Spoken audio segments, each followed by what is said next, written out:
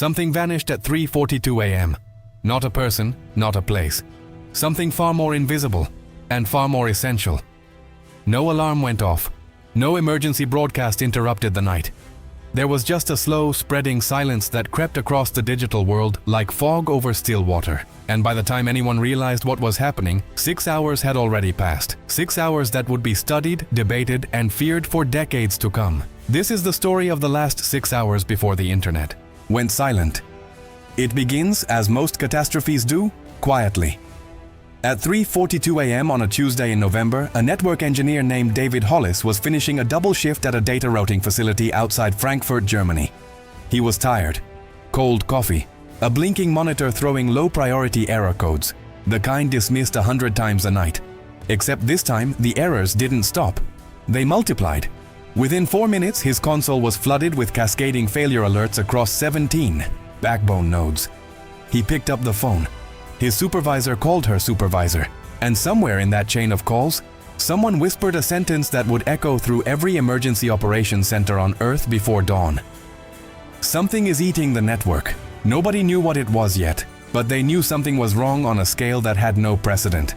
The internet is not a cloud. It is not magic. It is a physical web of fiber optic cables buried beneath oceans and continents, connected through thousands of nodes and exchange points scattered across the planet. When it works, it is invisible. When it fails, the world chokes. And on this particular Tuesday, it was beginning to fail. By 4:10 a.m., 3 of the largest internet exchange points in the world, in Amsterdam, Ashburn, and Singapore, were reporting massive packet loss. Data was being sent but not arriving. Engineers described it later as shouting into a room and watching your voice dissolve. No echo, no response, just silence on the other side. The initial theory was a coordinated cyber attack. Government agencies in the United States, the United Kingdom, and Germany were woken up. Emergency protocols activated. But it wasn't an attack. It was something worse. What investigators would piece together was a cascading fault buried deep inside the routing protocol that acts as the internet's nervous system. A protocol so fundamental, so universally trusted, that almost no one had stress-tested what would happen if it broke. It had been patched in documentation and architecture diagrams, but not everywhere. The legacy systems, the forgotten nodes, the infrastructure running for a decade without anyone touching it, those became the fracture points. It spread the way a crack spreads through ice. Slowly at first, then suddenly, catastrophically. By 4:55 a.m., financial markets in Asia were seizing. Automated trading systems locked up. Currency platforms went dark. Billions of dollars frozen mid-transaction. ATM networks in South Korea and Japan started returning error codes. People found not zero in their accounts. Nothing. A blank where their financial reality used to be. Hospitals noticed it next. Not dramatically, subtly. Appointment systems going unresponsive. Remote monitoring tools losing connection. Cloud-based medical records inaccessible. A surgery scheduled for 6 a.m. in Toronto was delayed because the anesthesiologist couldn't access the patient's allergy history. A small delay. But a delay born from silence. Then the satellites. Several low Earth orbit systems rely on ground-based internet infrastructure to synchronize data and relay commands.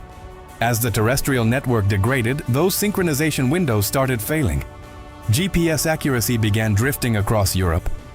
Navigation apps rerouted users onto roads that no longer existed. Planes in holding patterns received contradictory heading data from ground systems that were themselves struggling to communicate. The sky, too, was becoming uncertain.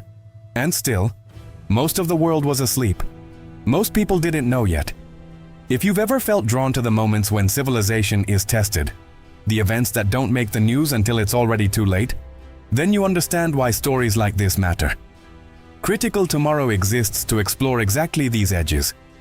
The quiet thresholds. The systems we trust without thinking. If that resonates with you, subscribe to Critical Tomorrow.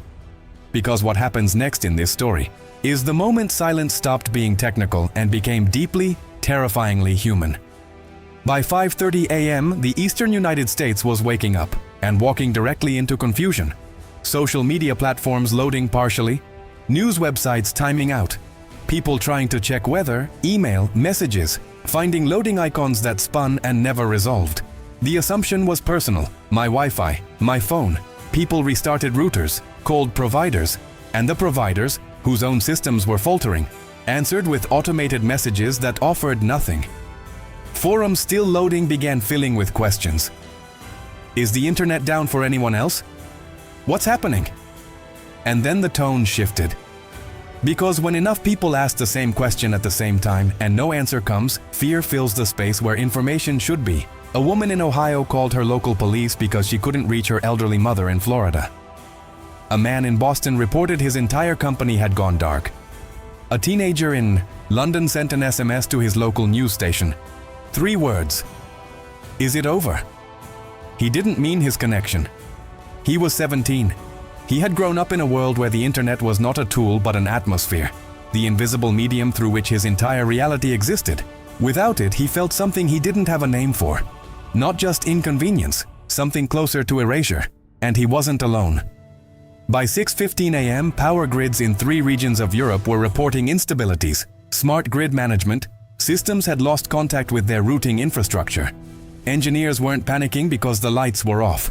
They were panicking because they could see the trajectory. They could see where this was heading. Transportation systems fractured. Heathrow issued a ground stop, not because planes couldn't fly, but because communication infrastructure had become unreliable. Better to stop than to guess. Trains across France switched to manual operations. Autonomous vehicles in test cities simply pulled over and waited for a signal that wasn't coming. The global supply chain began seizing. Container ships awaiting docking instructions received nothing. Port logistics systems went unresponsive. Somewhere in the Pacific, a vessel carrying medical supplies sat in digital silence, its crew uncertain whether to proceed or wait. Through all of this, the engineers were fighting. In basements and server rooms on every continent, people ran on adrenaline and desperation. Trying to route traffic around failing nodes. Trying to patch the rupture. Trying to manually reconstruct what software had destroyed. There were moments of discovery. And there were moments where fixing one fracture revealed 2 more. It felt, one engineer later said in a congressional hearing, like trying to stop an ocean with your hands. At 8:55 a.m., 6 hours and 13 minutes after David Hollis first noticed those error codes in Frankfurt, something shifted.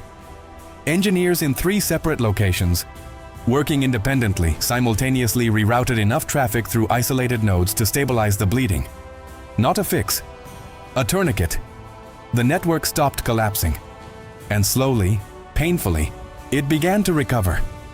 But the silence had lasted long enough to show the world exactly how much it had assumed. How deeply modern survival, not just convenience, not just entertainment, but survival, was threaded through a system that was never truly designed for the weight it was carrying. Healthcare, finance, navigation, communication, power, food distribution, all of it. In the days that followed, the conversations were uncomfortable. Engineers called it a near miss. Governments called it a warning. And ordinary people, the ones who had stood in their kitchens that Tuesday morning staring at a blank screen, unsure how to reach their family, called it something simpler. Terrifying, not because of what broke, because of the realization of how little they understood the thing they depended on completely. The internet had always been there, like air, like water. And for 6 hours, it was nearly gone. Not quite, but nearly. And nearly, when it comes to the invisible infrastructure of civilization, is close enough to feel the edge beneath your feet.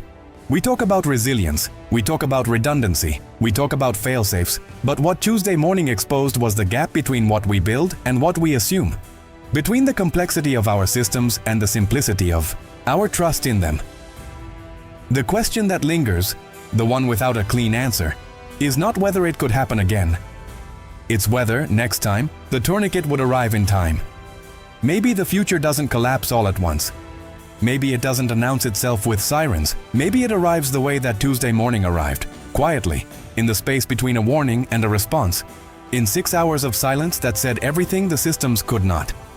If you find yourself drawn to these edges, too, the shadows beneath the world we've built, critical.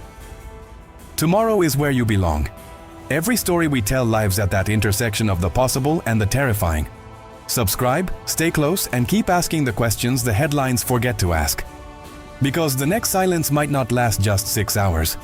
And it might not be digital. Stay with us.